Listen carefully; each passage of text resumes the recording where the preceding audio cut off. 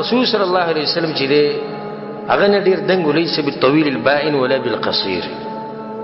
نه ډېر دنګ او نه ډېر چیت، ځکه چې ډېر دنګوالی دا هم خوند نه کوي او چې انسان چیتي دا هم خوند نه کوي. ولا بالابيض الامهق، او نه داسې سپین رنګ لکه تک سپین رنګ چې نه، د رسول صلی الله علیه وسلم رنګ سپینو خو سوروالی پکې و، او هغه سپین رنګ چې هغه تک سپینې نه دا ښکلی نه ښکاري، او هغه رنګ چې هغه تک توري نو دا هم ښکلی نه ښکاري، بلکې ښکلی رنګ هغه چې سپین رنګ او په دې سپین رنګ کې سوروالی دا ټول نه ښکلی رنګ. او تاسو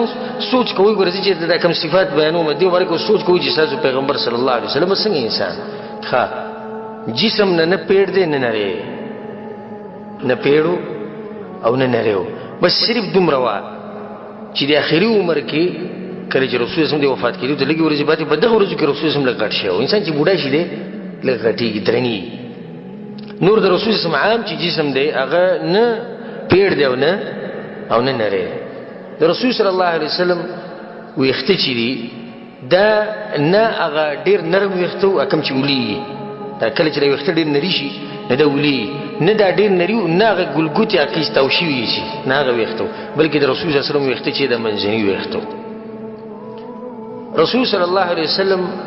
خپې چې دی دا غټې وي او مخ مبارک یې بلکل ګول و، او د ښکلي سړي مخ چې دا داسې ګولي غوني، د رسول صلی مخ مبارک چې دا غوڼ، او دا روزي چې دی دا بلکل نری وي او په منځ کې ځای و لکه دا دوه روزي یو بل سره میلاو شوي نه وي، دا روزي بلکل نری وي او په منځ کې لاره وه،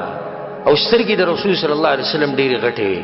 او ښکارېده به داسې چې لکه هغه رانجه لګولي خو رانجه به یې نه ولګولي. او دننه چې پکې دا کوم توروالی و په دې سترګو کې دا تک تور و، او دا کوم سپینوالی چې دا تک سپین و، یعنې داسې سپینې سترګې دا سپینوالی چې کوم دی چې د سره پکې داغ نه و، بیا د توروالی تک تور و، تاسو اندازه لګولی چې دا سترګې به څومره ښکلې ښکاري. د رسول صلی الله علیه وسلم د سترګو مبارکو دا باڼه چې کوم دی دا ډېر غټ غټ باڼه اوږده و. د رسول صلی الله علیه وسلم پوزه چې و دا دنګه پوزه وه، یعنې لنډه او چیته، دا د رسول صلی الله علیه وسلم پوزه نه وه او نه پلنه پوزه وه. د رسول صلی الله علیه وسلم پوزه دنګه پوزه وه ښکلي. د رسول صلی الله علیه وسلم دا مرۍ چې وه دا دنګه مرۍ وه د رسول صلی الله علیه وسلم، ځکه چې ښکلی انسان چې دغه مرۍ دنګه لنډه مرۍ دا خوند نه کوي. د رسول صلی الله علیه وسلم مرۍ چې وه دا دنګه وه، خوله د رسول صلی الله علیه وسلم غټه وه، او سر چې دی د رسول صلی الله علیه وسلم غټ و، سر د هغه غټ و، او ږیره یې دومره غټه وه چې دا سینه به پرې پټه شوې وه، دا ږیره دومره غټه وه چې دا سینه به پرې پټه شوې وه. او دا عنفقا دا شونډې لاندې چې دلته دا ویښته راخیږي دا یو څو ویښته د رسول صلی الله علیه وسلم په دې ځای کې وو، د هغې سره هغه ږیره به ډېره ښکلې ښکارېده. په آخري عمر کې د رسول صلی الله علیه وسلم ږیره کې سپین یو څو لګېدلي وو، یو څو د شمار 20 ویښته 25 ویښته، او هم هغه په دې ځای کې و د شونډې لاندې چې دا کوم ویښته په دې کې سپینوالی لګېدلی. خو صحابه وایي کله چې به رسول صلی الله علیه وسلم دا ږیره ډېر ښکلی انسان و، ځان به ډېر ځان خیال به یې ساتو، نو هغه به دې ږیرې له تیل ورکول، چې کله به یې تیل ورکړو نو بیا به پکې دا سپینوالی نه ښکارېدو، او چې کله به یې تیل نه ورکړي نو په هغه ورځ به دا سپین ډکي دا به ښکارېدو. د رسول صلی الله علیه وسلم خپې لاس چې و دا غټ و، او دا هډوکي هم غټ و، هډوکي چې دی دا غټ و، او چې کله به روان و نو داسې به روان و لکه دی چې په چړۍ باندې کوزي. دا د رسول صلی الله علیه وسلم د تلو طریقه وه. سیرت کې راځي لم یرى قبله ولا بعده مثله، نه د هغه نه مخکې چا داسې انسان لیدلی دی او نه به یې څوک ویني، دومره ښکلی انسان. ښه په دې سینه باندې د رسول صلی په سینه باندې ویښته نه و، صرف یوه کرښه وه، په دې منځ کې یوه کرښه وه، دا د رسول صلی الله علیه وسلم د سینې هغه ویښته و، ویښته به یې په منځ باندې اړول، رسول صلی الله علیه وسلم به ویښته په منځ باندې اړول، او ویښته به یا د دې غوږونو د پوسکو پورې و او یا به د دې سټ پورې و. غالبا وخت به هغه ویښته غټ ساتل، صرف په عمره کې یا په حج کې سر به یې خره و او پټکی به یې استعمالو، او کله چې به پټکی استعمال کو او د کور نه به راووتو او بیبیانې وایي چې رسول صلی الله علیه وسلم چې به کله څوک رالو نو رسول صلی الله علیه وسلم په کور کې چې دی دا ځان تیار کو، د هغه خاص یو شقه وه چې هغه به یې اچولی د مېلمنو دپاره، نو چې کله به راووتو نو داسې به ښکارېدو لکه د سپومۍ ټوکړې چې راوځي، او ځکه یو صحابي وی چې ورځ رسول صلی الله علیه وسلم دسی کپڑے اچولې وی چې سور رنگ او یو بل رنگ پکې وو د دوه رنگونو مکس نو رسول صلی الله علیه وسلم د شپې او رسول صلی الله علیه وسلم د سوارلسمې سپومې بالکل برخ کارېده وی رسول صلی الله علیه وسلم سلام کوي مونږ سلام جواب ورکړو خو زه د رسول صلی الله علیه وسلم د حسن اریان کړم نو ما وی چې راشه د او د سپومې مقابله بننو شي ما ډیر وخت سپومې ته کتو به رسول صلی الله علیه وسلم ته سپومې ته به رسول صلی الله علیه وسلم ته اخري نتیجه دا و چې سپومې چرته رسول صلی الله علیه وسلم کم سي سپومې وی نه رسیدا غته سپومې رسول صلی الله علیه وسلم ته نه رسید د لاسونه ډیر پاسته و رسول صلی الله علیه وسلم د لاسونه چې ډیر پاسته و او دومره یې خو سړی وو چې په اور کې یې خو دي او چې چا به سره لاس ملاو کو نو بیا به د دې بل سړي د لاس نه خوشبو تله او په خوشبو باندې رسول صلی الله علیه وسلم ډیر سخت مې بلکې حدیث کوي وې زما ستاسو په دې دنیا کې دې تعبیر ته وګور وې زما ستاسو په دې دنیا کې د خوشبو ډیره خوښه په خوشبو باندې سخت مې انسان او چې چا به خوشبو ورکړه هغه به واپس کول نه بلکې دا ویلو کې تاسو له څوک هدیه کې خوشبو درکې هغه به چرته نه واپس کوي د خلونه به سم خوګ بینتو په کمنار باندې چې تیر شو او به صحابه ګرځیدو نو چې بیلار باندې تیر شو هغه ته بین راغله ته پته رسول صلی الله علیه وسلم په طرف تیر شي یو قدرتي خوشبو بین بداغه نه ته هغه د خلونه هم د بینتو کمیس می استعمال کړي دي او لنګ او صادری می استعمال کړي او لنګ با یا پرتګ دا به رسول صلی الله علیه وسلم د نیم پړکی پورې وو د نیم پړکی پورې د ګټونو چتول لازم دي او سنت طریقه د نیم پړکی پورې په اخلاقو کې داغه په شان سره چرته نه تیر شي او زه به تاسو داغه د اخلاقو چې کوم سیرت بیانوم به ډیر وګدي خو یو آیت ته وایم او تاسو ته اندازه ولګي رب العالمین خپل پیغمبر ته وی وانک لعلى خلق عظیم اے پیغمبر یقینا ست ډیر اوچت اخلاق دي دا څه وی الله وی نور زم چې د دې اعتبار سیرت ته ضرورت نشته ځکه عائشہ رضی الله عنها چاته پوښتنه کو یوم المؤمنین د رسول صلی الله علیه وسلم اخلاق څنګه ناغيوتي يا ابن اخي اما تقرأ القرآن روارتك شو القرآن تلاوت نكي وينزل القرآن تلاوت كوم وكان خلقه القرآن فدي القرآن كي جسيدة دغا اخلاق زو استاذ دغا كم اخلاق بيانك خو بدي القرآن كي الله كم خا اخلاق بيان كري دا ټول بچا کیو د رسول صلی الله علیه وسلم عائشہ رضی الله عنها د رسول صلی الله علیه وسلم د خبرو انداز بیانې وی رسول صلی الله علیه وسلم چې به خبرې کولې ستاسو په شان زر خبرې به وینه کولې ډیر واضحه خبرې باغه کولې ډیر واضحه او چې څوک به سره ناسو هغه به پټکه یادولې د رسول صلی الله علیه وسلم د خبرو طریقه ده او د خبرې به دي چې خولي دغه د خولینه راوتی لکه ملغلې چې راوځي او یو خبره به درې پیری کوله یو خبره به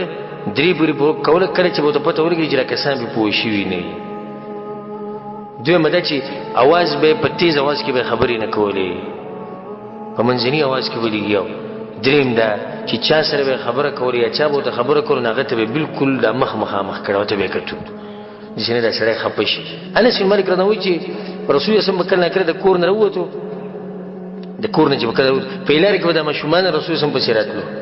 نو رسول الله صلی الله علیه وسلم د سلام کو ته پوس به تکو څنګه خې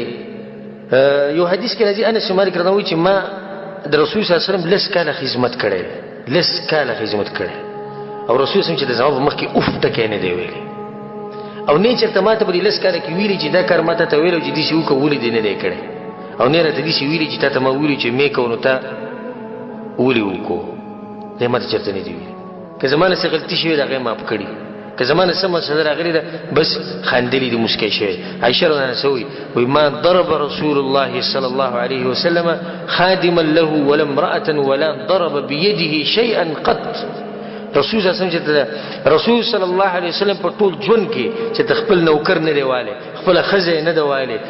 ماشومی نه دیواله په هیڅ باندې لاس نه اوچت کړي په هیڅ باندې نه اوچت کړي خو صرف دا وره الا ان يجاهد في سبيل الله کله چې الله په لار کې نو بیا بس خو نور دا چې کوم د دین له کوم جونو چې داغه په چا باندې لاس نه اوچت کړي شجاع او بهادر انسان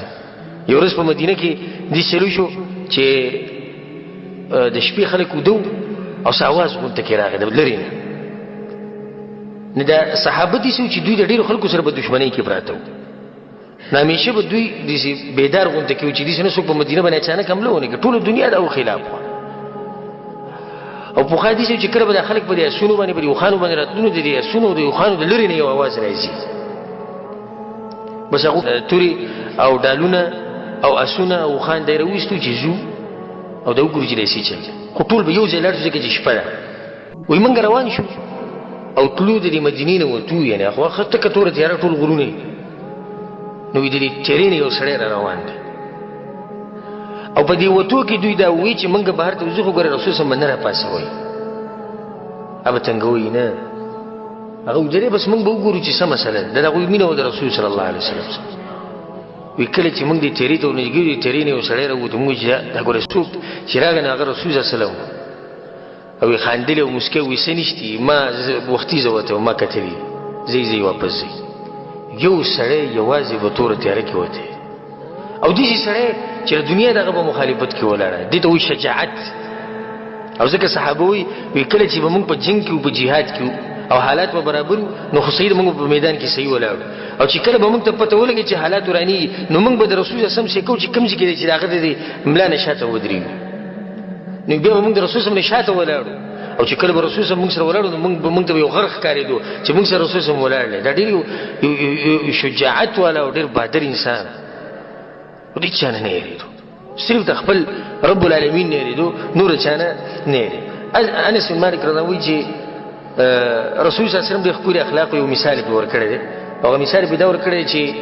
ارسلني النبي صلی الله علیه وسلم یوما لحاجه رسول الله صلی الله علیه وسلم یو پیر د خپل کار د پاره ولګلم چې تری سي کارو کا پلانینګ کړل چې دا سوال جواب وته ورسي وی ما وته چې رسول الله صلی الله علیه وسلم چې زه وته ما رسول الله صلی الله علیه وسلم ته ما وی چې زه نظم او په دې سره کې مې دا و چې زم لازم زه کې رسول الله ماته ویلي نو رسول الله صلی الله علیه وسلم په دې انتظار دی چې دې به خبر ورسي او زه چې بار ته ورتم حتى امر على الصبيان وهم يلعبون في السوق دا ما شومان لګي دی لوبي کول بازار کې نه انس مالک چې دې چې کله مور راوړو رسول صلی الله علیه وسلم وري کو چې دې بستا خدمت کې دې سو کالو دلې سو کال دې ما شوم نه دې دا وړو سره مشغول شه دې په لوبو کې او رسول الله صلی الله علیه وسلم تناست چې دې اوس خبر راوړي نه چې کله ډیر وخت شوی دی نو رسول صلی الله علیه وسلم راوته ګرځېدو د مدینې په بازار کې څنګه ګوره کوم څه کې نو یې دغه څنګه ولاړو چې فإذا النبي صلى الله عليه وسلم قد قبض بقفاي من وراي چې زما په دې سټ باندې چا دې لاس کې یا په دې وګ چې سکه فنظرت اليه نو ما چې دې وکړو فإذا النبي صلى الله عليه وسلم وهو يضحك خان قال يا انس اذهبت حيث امرتك وإذا خندا شنو رسول الله تنيت له وسبوري اما چې دا سویل ولته نه تل ما ته چې نه ما اذهب يا رسول الله يا رسول الله نمت له وزم ما ته چې سیده زر لړ شي چې به ما خبر راوړي دا چې دا اخلاق